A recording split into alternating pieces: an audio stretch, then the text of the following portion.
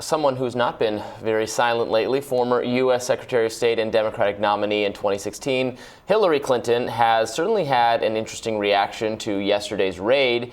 She's been posting and selling merchandise that says, "But her emails." Clinton tweeted, "Every But Her Emails hat or shirt sold helps Onward Together partners defend our democracy, build a progressive bench, and fight for our values." Just saying. Denise, is this a fair comparison? I think, maybe it might be. I've seen people making it. The criticism of Hillary Clinton and actually, the FBI looking into her for, not properly classifying or securing emails on the right server, et cetera. Is that comparison correct to what Donald Trump is being accused of so far with the taking documents that were being wrongly classified or should have been left for the archives? What do you think? So the question becomes, is that actually the case? I'm still trying to wrap my mind around what they use to actually justify the warrant, and if they ask for the documents back and the former president refused to give the documents back, just what are the circumstances? I think those things are unclear. And I do think, absent them requesting the documents back and Trump and or his staff refusing to give them back and to keep them, that seems different than what Hillary Clinton did in regard to the server and all of that and the destruction of the devices and the emails and all. It seems different to me.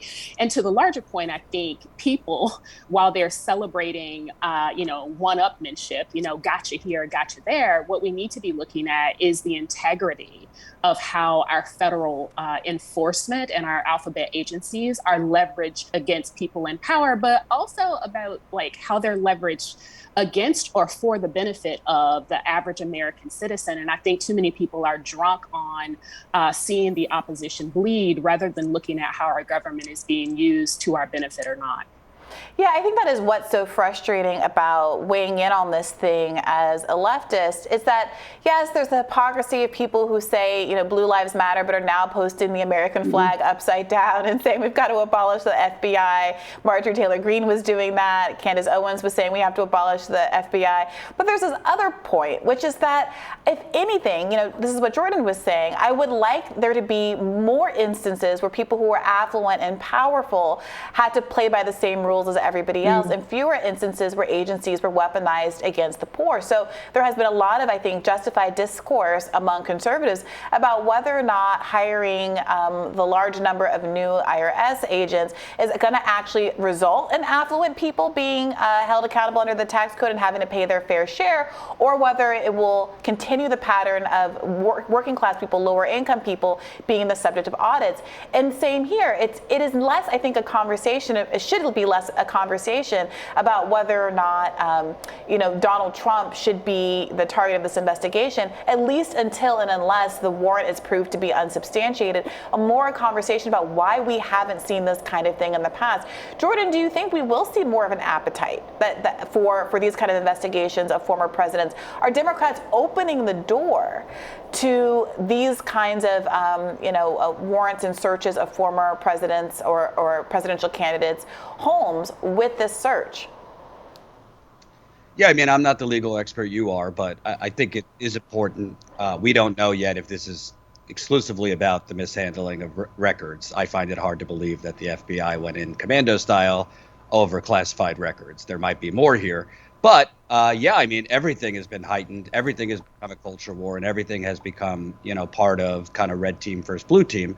So if the Republicans retake the House based on the FBI going into Mar-a-Lago, even if it ends up that it's justified, we could be seeing them, raid Biden, President Biden, based on, or trying to do that over Hunter Biden or a plethora of other things. So, unfortunately, I think partisanship, particularly Republican extremism, not that the Democrats are innocent here, trying to weaponize, agencies and things like that, definitely could be heightened, even if this proves to be justified.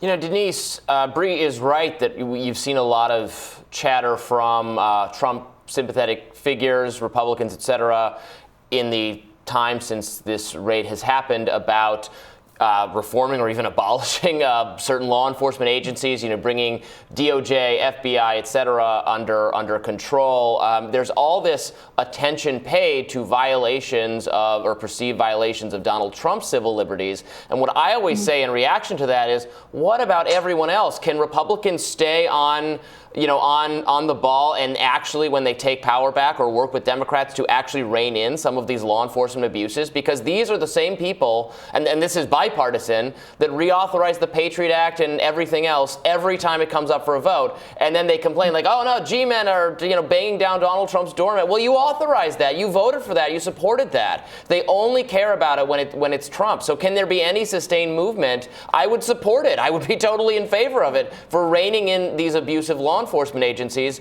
They seem to only care when it's Trump.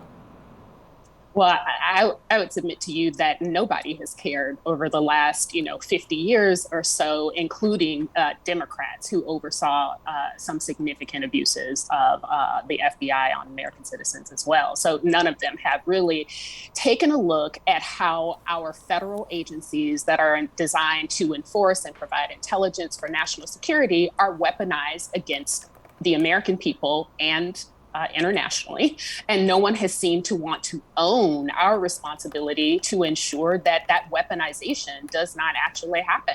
It is rich that folks who are so pro, law and order when it comes down to what's happening in urban environments, and when it comes down to police accountability for, surveilling civilians, are, decrying the United States. And I wonder if any of them happen to be caught with something that they shouldn't have in Russia, if folks will be celebrating that they got caught. So there's hypocrisy all around that needs to be addressed across the spectrum politically.